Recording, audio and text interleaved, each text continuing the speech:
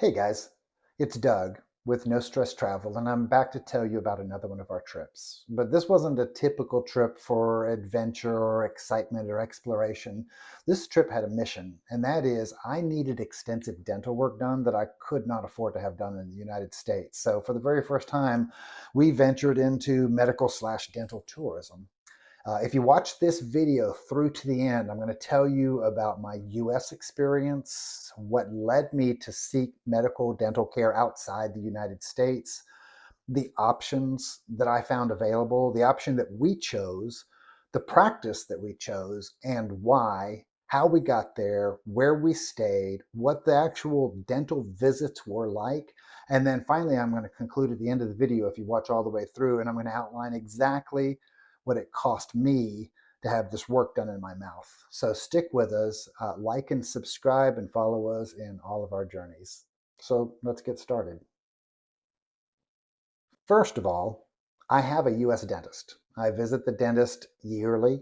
I get cleanings done, I have exams done. If they find a cavity, they do a filling.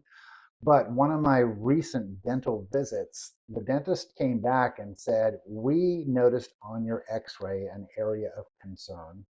It looks like you've got an old root canal that has failed and has allowed bacteria down inside the jaw where it is eating out the jaw and producing an infectious abscess." I'm like, first I've heard of it. And he tapped on the tooth, he tapped on the jaw, and it was zero pain, no symptoms. And he says, "Well, that's typical. The thing is, these things can sit here silently, and all of a sudden they break out, they explode like a bomb, and boom, you're in the hospital with sepsis. You need to take care of this." I said, "Well, I'll take care of this." So he gave me a referral to an oral surgeon. I went to the oral surgeon after making an appointment. She said, "Give me $350 and I'll talk to you." So I forked over the $350 and she sat me down, looked me over and says, "Yes, you have a failed root canal. You have an abscess in the jawbone underneath there." She says, "I will remove that tooth, clean that abscess out, put in a post for a future single tooth implant, and I'll do all of that for you for only $9,000. $9,000. She says, "But wait a minute, we're going to go ahead and we're going to run this through your insurance company to see what they'll pay." I'm like, "Well, okay. What do I do next?" She said, "Well, you just wait, we'll contact you." 4 weeks later, I call them up and I say, "I haven't heard from you guys." And they're like, "Who are you?" It took me 30 minutes to convince them that I had ever even been a patient there. And so once I finally did get them to recognize that I was somewhere in their system, they said, "Oh, it's not our fault. It's the insurance company's fault. We're waiting to hear back from the insurance company." It's like, "All right, I'll contact them." So I contacted the insurance company and they didn't know what I was talking about. No claim had been filed. They had no idea what I was talking about. Long story short, I spent about 6 weeks going back and forth in a frustrating travel between insurance company, dental office, to try to get somebody to give a crap about what was going on in my mouth and help continue this journey. And I finally just walked away from it. And I have never heard any kind of follow up from it since. That's what prompted us to look over. Once you start looking at options for medical and dental care for Americans outside the United States, several key areas begin to show up. I saw a lot of information about India, Turkey, Indonesia, Mexico, and Costa Rica. For us, making the decision of what country to concentrate in on was easy. We live in Atlanta, and it's an easy 3 hour, inexpensive flight from Atlanta to just about anywhere in Mexico. We aren't fluent in Spanish, but we've been there about a dozen times. We love Mexico, and we can speak enough to be able to make ourselves understood and to be able to conduct daily business. So we're very comfortable going to Mexico. Now, once you choose Mexico and you start looking at areas where you can go, there are two big areas. One of those is Algodones, which is in northern Mexico near the US border. And its benefit is you can stay in the US and catch shuttle buses across the border. The drawback is it's in the middle of the desert. We chose Cancun because we prefer to recover from dental work sitting on a Caribbean beach under palm trees with a Caribbean breeze with a pina colada in our hands. So the choice of Cancun was reached pretty quickly. Once we decided on Cancun, we just had to get airfare, a place to stay, and then choose our dentist. So we're narrowed down to Mexico. We're narrowed down to Cancun. Now we have to choose from 40 or 50 dental practices that are down there. And this can be very tricky because a lot of the stuff that you see online is marketing material where these practices are trying to sell themselves to you, and you don't know whether to trust the testimonials and the reviews or not. So I became a citizen of Reddit and YouTube and websites, trying to filter through carefully to get to reviews that I felt were authentic. And when I did that, I came up with what I felt comfortable was the top three candidates for dental care in Cancun. And I then contacted each one personally. And when I did, one stood out far above the others just in virtue of the customer service that I received immediately, and that was Cancun Dental Specialists. Cancun Dental Specialists answered all of our questions, went out of the way to make sure that I had all the information I wanted.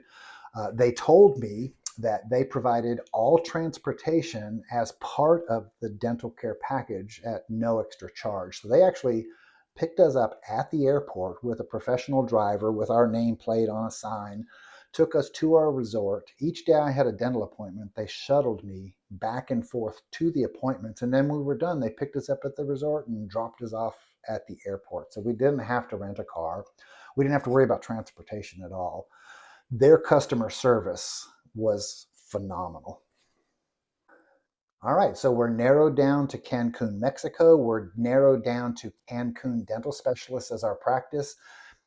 Now we need a place to stay. Our typical mode of travel is to fly somewhere, rent a car, or use public transportation and just launch ourselves into the unknown, immersing ourselves in the people, the food, the language, the culture, and it's just our most enjoyable way of traveling. I've never even considered staying at an all-inclusive resort because I feel like that experience is a little more sanitized than what I enjoy when I travel. But for this mission, having extensive dental work, possibly anesthesia, the all-inclusive resort made a lot more sense. Plus, as I stated before, Cancun Dental Specialist would provide all of our transportation if we stayed in one of the resorts in the Cancun hotel zone. So Dina did a lot of research and she chose Occidental Costa Cancun. Now, among the resorts down there, it's a relatively smaller one, but it had a lot going for it. Occidental Costa Cancun, number one, was quite affordable. I was really happy with the prices that we paid. Number two, despite being affordable, it was real comfortable. The rooms were large, they were very comfortable, practically luxurious. There are four restaurants on site that provided different foods, and one of them was a full service buffet that offered anything you could possibly want to eat.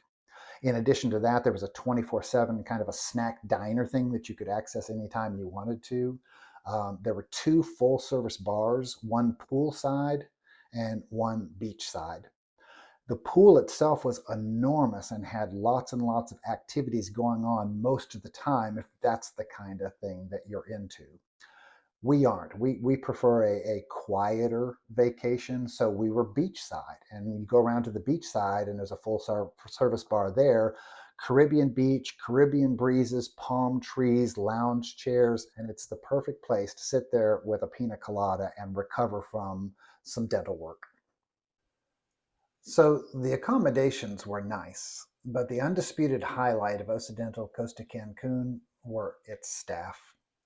Now, I know the staff at a resort are paid to be friendly and to make you feel welcome, but this went beyond that. Upon our first meeting, they knew and remembered and called us by first name.